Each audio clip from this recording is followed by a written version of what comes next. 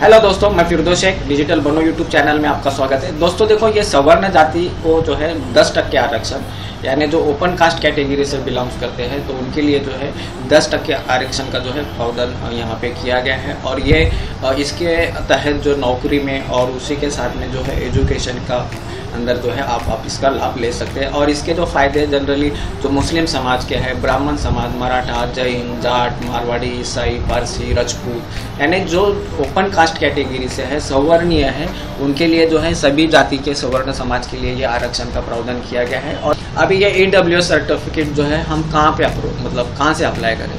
तो देखो, यहाँ पे जो हमारे देश के जो विविध राज्य है उसके अलग अलग मैंने अप्लाई करने की जो एजेंसियाँ हैं, अभी यहाँ पे जैसे जो है ए डिस्ट्रिक्ट के मार्फत जो पोर्टल है सिटीजन्स के लिए, बहुत से राज्यों में वहाँ पे ए डिस्ट्रिक्ट पोर्टल से जो है सिटीजन अप्लाई कर सकते हैं। लेकिन बहुत सारे राज्य ऐसे भी हैं वहाँ के ए डिस्ट्रिक्ट पोर्टल में जो है ये जो लिंक है ये अवेलेबल नहीं है। तो ऐसे वक्त में आपको जो है तहसील ऑफिस में जाना है, या तो फिर जो है वो संबंधित जो राज्य हैं वहाँ के जन सेवा केंद्र, या तो अपने सरकार सेवा केंद्र, या तो जन सुविधा केंद्र, ऐसे अलग अलग नाम से अलग अलग राज्य के अंदर ये केंद्र अलॉट हुए, वहाँ से भी आप जो है EWS के लिए अप्लाई कर सकते हैं और EWS सर्टिफिकेट प्राप्त कर सकते हैं। अभी EWS सर्टिफिकेट के दो टाइप्स होते हैं, एक EWS फॉर स्टेट और एक EWS फॉर सेंट्रल पोस्ट। अगर किसी एक स्पेसिफिक स्टेट के लिए अगर आपको EWS लेना है तो वो भी आप ले सकते हो। अगर आपका सेंट्रल पोस्ट के लिए या सेंट्रल पोस्ट की वैकेंसी के लिए अगर आप लेना चाहते हो तो उसके लिए EWS फॉर सेंट्रल पोस्ट आपको लेना है। तो आप जो है दोनों भी जो सर्टिफिकेट है स्टेट और सेंट्रल का दोनों भी प्राप्त कर सकते हैं।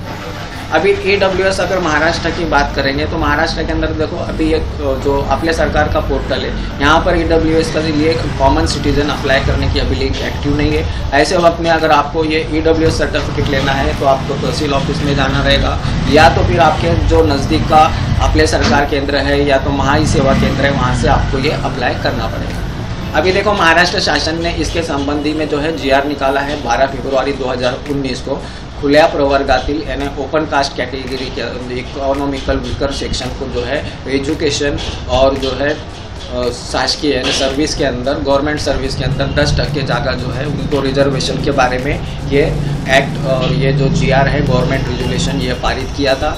और इसका जो है अभी एलिजिबिलिटी क्राइटेरिया EWS सर्टिफिकेट अगर हम महाराष्ट्र की बात करेंगे तो महाराष्ट्र के अंदर जो है एलिजिबिलिटी क्राइटेरिया इसका क्या है? तो देखो, इनका फैमिली जो टोटल फैमिली के मेंबर्स है उनका एनुअल इनकम 8 लाख या उससे ज़्यादा नहीं होना चाहिए। उसी के साथ में अगर आपको महाराष्ट्र का EWS लेना है तो फिर महाराष्ट्र के बेनिफिट्स लेना है तो उसके लिए आपको महाराष्ट्र में 13 अक्टूबर 1967 पूर्वी से अगर आपका रेसिडेंस महाराष्ट्र का है तो आप जो है ये महाराष्ट्र का EWS सर्टिफिकेट ले सकते हो।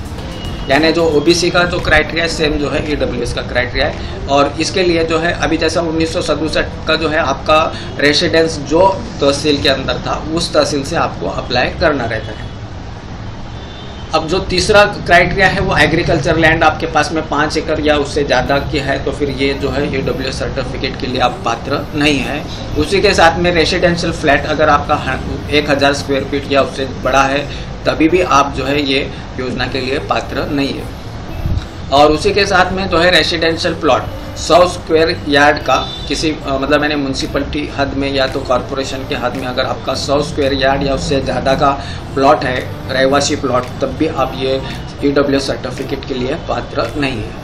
और अगर ग्रामीण के अंदर अगर समझो आपका रेसिडेंशियल प्लॉट है 200 स्क्वायर यार्ड या उससे ज़्यादा, तब भी आप जो है ये EWS सर्टिफिकेट के लिए पात्र नहीं है। अभी डॉक्यूमेंट्स रिक्वायर्ड, डॉक्यूमेंट्स के अंदर अगर हम महाराष्ट्र के रिलेटेड अगर बात करेंगे तो यहाँ पे ID प्रूफ में जो है 7 प्रूफ है, उसमें से कोई भी एक प्रूफ आप दे सकते हो, जैसे वोटिंग कार्ड या तो आधार कार्ड या तो पासपोर्ट या तो ड्राइविंग लाइसेंस या तो जो है गवर्नमेंट या सेमी गवर्नमेंट का जो है ID कार्ड, पैन कार्ड और रोजगार हमी योजना का जॉब कार्ड भी दे सकते हो। अभी एड्रेस प्रूफ के लिए जो है देखो, यहाँ पे आप वोटिंग कार्ड या तो घर पट्टी, पानी पट्टी 7/12 या तो लाइट बिल या तो टेलीफोन बिल, पासपोर्ट, आधार, ये कोई भी इसमें से एक दे सकते हो।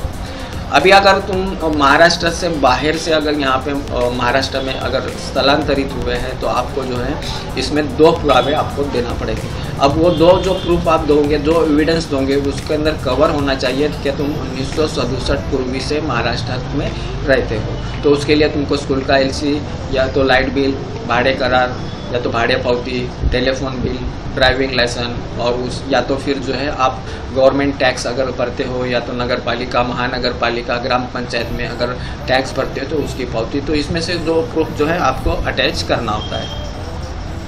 अभी एज प्रूफ के लिए जो है तुम school leaving certificate, bonafide certificate भी दे सकते हो।